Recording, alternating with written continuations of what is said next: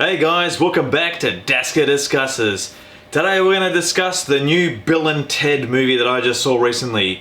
So, well, let's do this.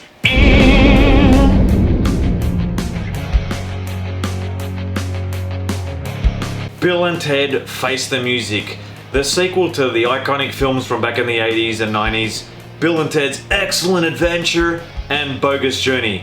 Obviously Keanu Reeves playing Ted, Alex Winter as Bill.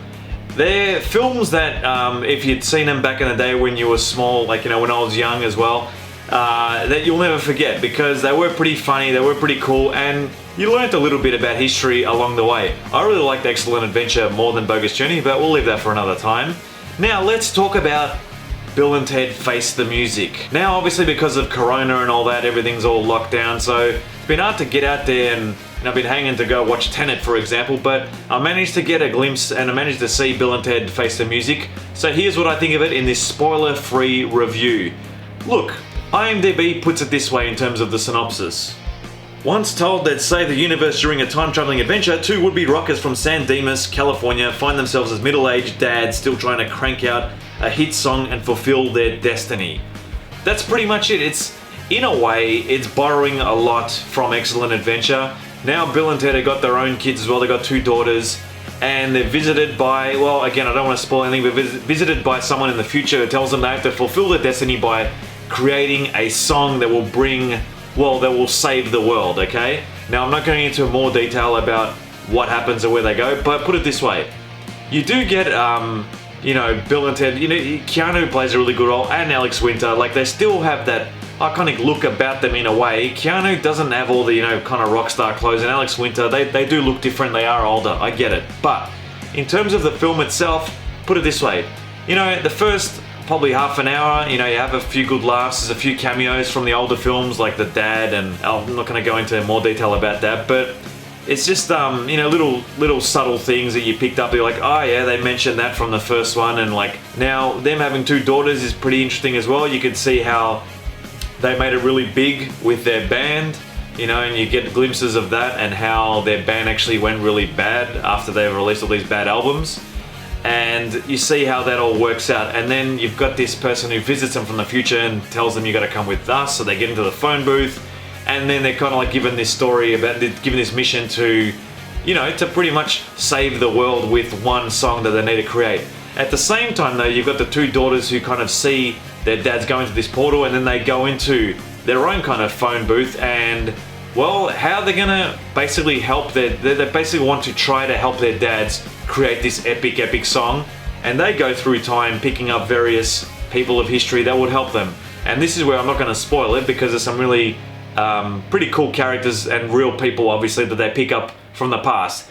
Again guys, it's the same premise as the older films, especially Excellent Adventure, where there's like, a mission to be done, there's a time limit before something really bad happens and people are going to do it. So in this case, you could say that the daughters are doing a lot of the groundwork. The positives about this film, it's enjoyable if you're a fan of the original Bill and Ted's to some extent. I'd say the first half, maybe the first 40 minutes, is enjoyable.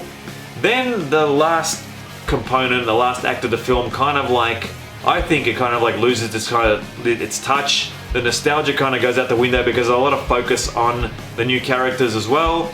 And then you've got the finale, which I'm not going to get to. So, again, nostalgia, great. Having a bit of a laugh, great.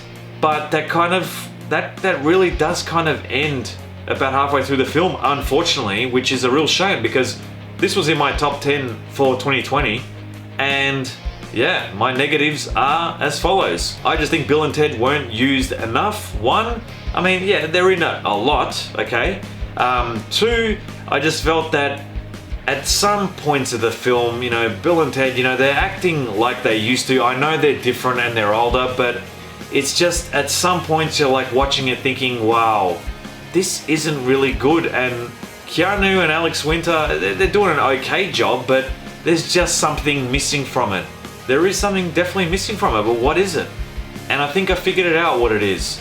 It's missing Rufus, played by, remember George Carlin in Excellent Adventure? It's missing that sub kind of character, and there is someone like that in here. I'm not going to spoil it for you. There is someone who's you know, kind of, I'm not going to say anything about who they are, but they play that type of Rufus character. I know they couldn't bring back George Carlin, you know, may he rest in peace, I get it, but you know, that banter between those characters in the original films as well is lost in this, and it's trying to be replaced by this person, this other character in the film, and it just doesn't work. There is a funny character, like a robot kind of cyborg character that is quite hilarious, and has got some real scene-stealing scenes in it, and I'll just let you guys watch it and see what you think of that. But the negatives are that it just doesn't work for me. It just didn't work, having the daughters in it doing their own thing, and then Bill and Ted, and at times, you know, they're kind of like trying to combine the two storylines where the two daughters are on a mission, Bill and Ted are on their own mission, and it's kind of like two things happening at once. And at points, I don't know if it's just me, but not that it was confusing. I mean, you know, Inception, you could say people think it's confusing, but this was like disjointed. I felt the narrative was a bit disjointed at times, which kind of took me out of the movie, which kind of got boring. And added on that, you just keep comparing, oh, well, you know what, Excellent Adventure is so much better than this. And then when it gets to the end, you're just like, you feel flat. Well, I felt flat, which is a real shame because I was really pumped for this.